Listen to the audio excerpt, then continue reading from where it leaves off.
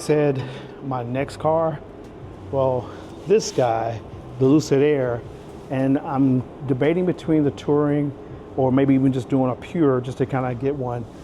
Either way, this is one of those that I still think it's sleeker, it's better, it definitely is more efficient than even the Gravity will be in some areas. Now, let's take a look at this guy and let's walk through it, because I can tell you this is a awesome vehicle as well. We've seen a lot of YouTubers, of course, talk about, once again, that same distinctive front end. And I will say I like the way that this has this actual breathable area for airflow. So you do get that much more slipstream design and look. Wheels on this one, I believe these are 20-inch wheels. And of course you do have Michelin, these are Pro Pilots as well. So they are really good tires as far as not only just being efficient, but being well mannered on the road, so you feel less of those bumps on top of everything else. So surround view camera system, cameras in the front and on the mirrors, none on the B-pillar here, but you'll kind of notice we've got a few other things here. Now, one thing that stands out on both the Air and the Gravity is the fact that whenever you approach, those door handles expand, letting you know that you can get into the car, and the car is ready for you to come in because it senses your keys. So blind spot monitoring, of course, is standard on all these cars. Come around to the back.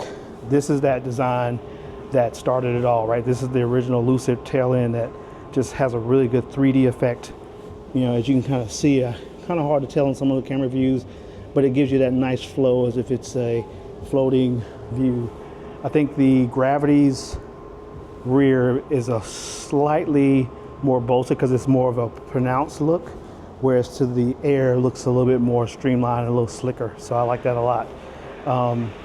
So let's look in the trunk here, and you can see once again, remember I told you have to have these lights by state regulations, and we have, or federal guidelines I should say, and you have some side bins on the side here on both sides that you can pull up.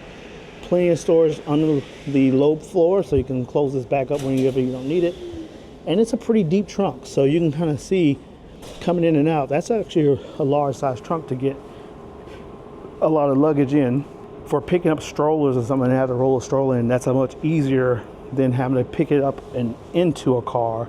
So it's a lot easier to kind of just pick it up and just feed it straight through. Some people may not like it because they want more storage because they're used to SUV life, and others, they're going to think a little different. So this is the Touring model, of course. So one of the things that is standard on the Touring model, you do get these rear sunshades, which I didn't mention on the Gravity, but they're there as well. And now this one's got a nice leather insert and soft touch materials up top, in the middle, and down here at the bottom. So really nice design here, of course. Like I said, and this is your door handle. It's the same on both cars, so you have that same feel and look. Now let's look inside really quick, and I'm gonna get in just to see how well I fit in there. And okay, so now this is where I was a little bit worried for myself, thinking, would this be too enclosed? Actually, sitting back here, I have immense room. And then, of course, I'm 5'9", but a little bit heavier in the stomach. But still, I feel like I've got a ton of room. This is probably close to what my driving position is going to be. We're going to see in a second. And you still have that rear screen back here for your climate controls, heated seats, ventilated seats, and of course your, seat pockets on both driver and passenger, rear vents, of course, in the center and on the sides, just like in the Gravity. And then we have your cup holders, which is pretty good there, and a little bit of a storage bin in the middle, which is really nice. Not a lot of places to give you that, and also a pass-through to get to the trunk.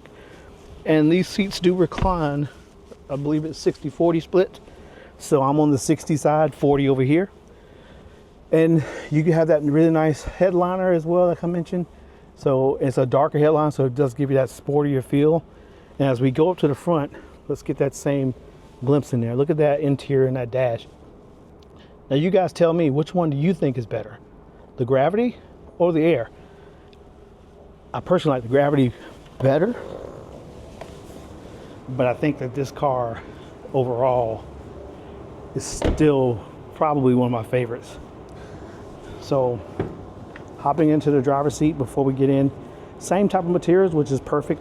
That means that they're transitioning everything. And this car is going to be one that starts in the $69,000 range. Before destination, we start adding everything in, it's probably around 72, 73. But it's got the same leatherette material. This is still soft, even though it's a canvas material here, and then leather down here at the bottom. And of course, a little bit of a drink holder. A little narrow, so you couldn't put any really large bottles in there, but pretty good. Ambient lighting kind of seeping through on the sides, and you can kind of see it. It's kind of tough to see inside here, but definitely the ambient lighting on the Gravity wins for sure. All right, so did not change the seat yet, and I'm sitting upright. So if I bring this back a little bit, that's about where I would be driving. So sitting behind myself with just the seat rear back just a little bit, I would still have enough room to where if I'm 6'4", I could sit behind me. So that's a good thing for this car.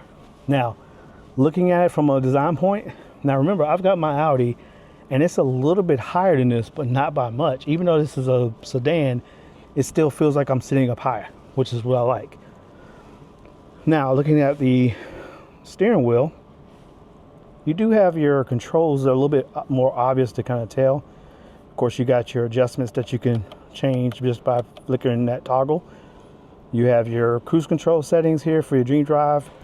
You have that power on and off. You have your media controls, voice assistant. You have your volume controls here as well. And then down here at the bottom, you actually have all of your settings. Of course, look at your temperature for physical buttons, up and down, fan control, both driver and passenger. Same thing for temperature there. And then the nice thing about this is whenever you're looking at it, you have really, really good seats to where I can adjust things in here around like position, height, reclining, cushion tilt, the lumbar support. Remember I told you on the Gravity you have the same type of seats? So I have the same thing here, which is really nice. Of course, leaning forward and back, you can actually set up a profile based off of your key and your key fob. You have your opening, of course, tells you about your doors and everything else. Different themes that can be adjusted here. Let's go to space. I wanted to see what this looks like myself. So you can kind of see how the colors of the logos change along with the background colors. Let's go to Wonder, and then you have that set up, and then we'll go to Inspire. And there we go back there. I think it was Escape. Yeah, that was the one that a lot of YouTubers have liked in the past. And of course, your charging screen, so you can see what my charging level is. Same thing you can be said about the Gravity. You have the exact same type of system. And then of course you have the ability to see your percentage when it comes to how everything is set up. Going over here to your settings, you have everything here from your profiles, access, audio, connectivity, all your displays, all those things are right here. So definitely more of the technology side of things that you see. And if I swipe up here, that does open up that little hidden compartment where I can store, you know, some extra things that I may want to keep out of sight. And then of course, swiping back down, we'll bring it back down, close. Cup holders, once again, a little bit on the small side. You do have dual wireless chargers here. That's why I believe the Gravity does have that option. It just didn't have it on that particular model. And then of course, we have a little bit of a storage bin inside as well on the side as well. So the nice thing about this is this can be covered. So if I wanted to keep that closed, I can keep that covered up really easily. Mirror here, same type of mirror design, which I do like. Because it does give you a little bit of a frame to where if I'm adjusting, I'm not touching the glass.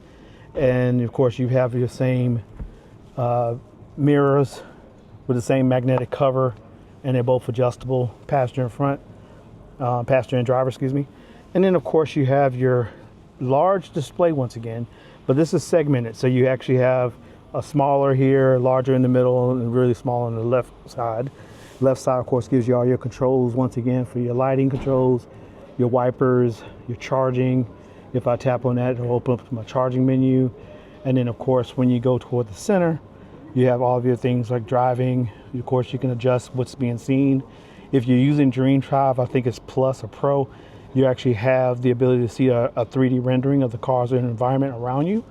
And then coming over here to the right side, you'll see where you have the same type of adjustments with navigation. And once again, if I go back to car and I was to navigate, I can actually have my navigation show up here as well on the bottom. And let's see if I can get that to show up. Swipe down, and there's my navigation. So I can see I have both sets. So I can see the main map, and then of course the navigation map here. And if I have the head-up display, it will show up as well up top. And then of course you have your home screen for a primary or guest driver, depending on the profile you set up, home link, Bluetooth, and Wi-Fi settings at a glance. And then I can swipe of course over here and you can see everything else. So overall, I think that the Lucid Air, this particular car, will be the one that I would definitely consider buying very, very soon.